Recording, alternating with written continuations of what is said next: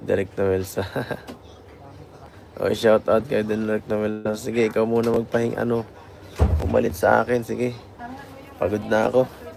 Ikaw muna magpahing umano dito.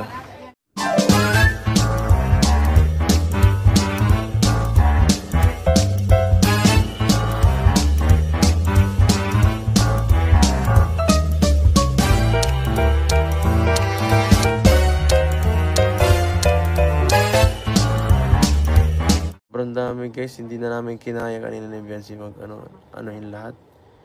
Kasi kasuhin.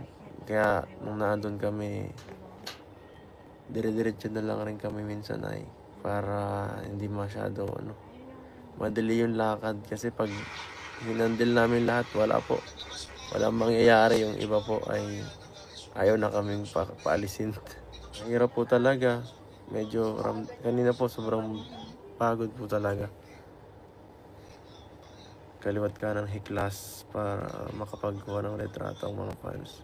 Siyempre kami naman doon, naawa din kami doon sa mga naghintay kaya hanggat kaya po, pinagbigyan na lang po namin. Kahit nakaupo po, nakauwi na po kami.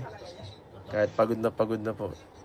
Siyempre bilang po, naisip ko rin yung nag-effort po kayo para bisitahin tayo. Siyempre, nakahiya din naman kaya aninta din.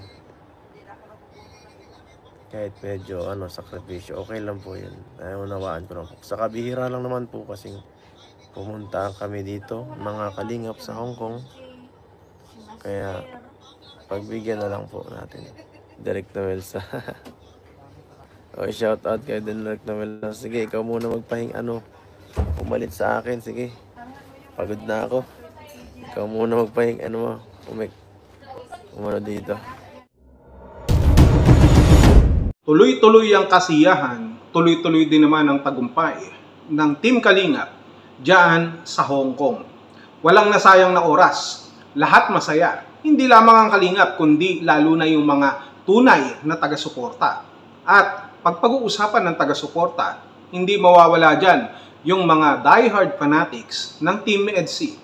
Marami na ang nangyari. Bago pa man sila makarating dyan sa Hong Kong, marami na ang naganap. Marami na ang umiiyak at marami din naman ang nasisiyahan. Sino ba yung mga umiiyak? Alam nyo na yun. Siyempre, yung mga hindi mapagkatulog, hindi matanggap ang katagumpayan ng EDSI. Yun lamang yun. Ganun lang kasimple. Ngayon, dahil nais ng Team Kalingap, nais ng EDSI, nais nila Kalingap Edu, nila Biancy, ng buong team na mapasaya kayong lahat, hindi alintana yung pagod. Kahit malayo yung mga lakarin, kahit na masyadong maraming tao, kahit na buong maghapon pa yan, pinaunlakan pa rin ng Team Kalingap, ng EDSI, ang lahat ng kanila pong mga nagmamahal na taga-suporta. Pero syempre, hindi maiiwasan na tao lamang tayo, napapagod tayo, bagamat gusto pa ng ating mga puso't isipan, kagaya ng ex mo, puso't isipan na gusto ka pang ipaglaban, subalit napapagod na rin siya. Pagod na rin yung kanyang katawan, yung kanyang katawang lupa. Ganoon ang nangyayari ngayon dito kay Kalingap Edu. Hindi dahil sa nagsasawa siya, hindi dahil sa nagrereklamo siya, kung hindi, bumibigay lamang ang ating mga katawan, ang ating physical na katawan. Yung pagod, kahit na gustong-gusto pa nating magpaunlak, pero dumarating ang pagkakataon na hindi na kinakaya ng ating mga physical na katawan. Pero ulitin ko, hindi ibig sabihin nun, tinatamad na o ayaw na. Nagkakataon lang na, syempre, kailangan nating magpahinga. Kung pag-uusapan naman natin yung pagpapahinga, napanood natin sa live ni Kalingap Edu, nung nakaraan na siya ay napapagod na. Baka sa kanyang muka, yung kasiyahan na makita kayong lahat. Pero bakas din naman sa kanyang muka, yung kapaguran. Kaya nga, ang sabi ko sa kanya, doon sa comment, concern lamang ako sa kanya. May sinabi ako sa kanya na binasa niya. Ang sabi ni Kalingap Edu, pagod na siya at nangangailangan siya ng kapalit na ako muna daw ang pumalit sa kanya. So, ibig sabihin nito, kung ako muna ang papalit sa kanya, ako naman nagmamagandang loob lang din naman. Concern lang ako sa kanya, kagaya ninyo. So, ibig sabihin, ako muna ang magiging partner ni Biancy.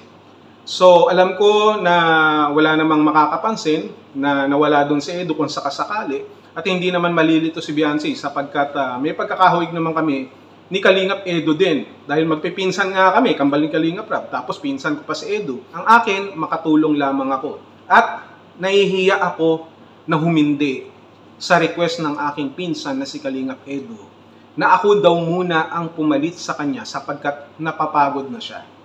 Kaya wala naman ako magagawa at para magpatuloy ang kasiyahan at mapagbigyan ko kayong lahat, gagawin ko sa susunod yung sinasabi ni Kalingap Edo. Ayoko kasing mapagod siya. Ako kahit napagod na nga ako, handa naman ako magsakripisyo para sa kapakanan ng lahat.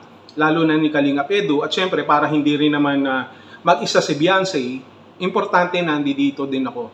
No? Importante, nandiyan lamang ako. Handa akong sumuporta, handa akong pumalit kay Kalingap Edo kung kinakailangan. Kahit pa may mga basher dyan, magsama-sama silang lahat, wala akong pake. Yang mga basher na yan, no, na mag-a-against sa panawagan ni Kalingap Edo, na palitan ko muna siya, wala akong pake doon sa mga basher. Ang gagawin ko lamang sa mga yan, pagtatabi-tabihin ko yung kanilang mga mukha at pagkatapos sabay-sabay natin silang sasampalin. Ganun lang. Very easy. Very basic. Kaya kung dadaanin nyo kami sa pabash-bash, walang mangyayari. Kinakain ko lang ang mga basher. Basic. Kaya wag na ninyong i-bash si Kalingap Edo, sila Beyonce, ang buong team Kalingap, sapagkat para kayong nagtampo sa bigas. Nagkakaintindihan ba tayo?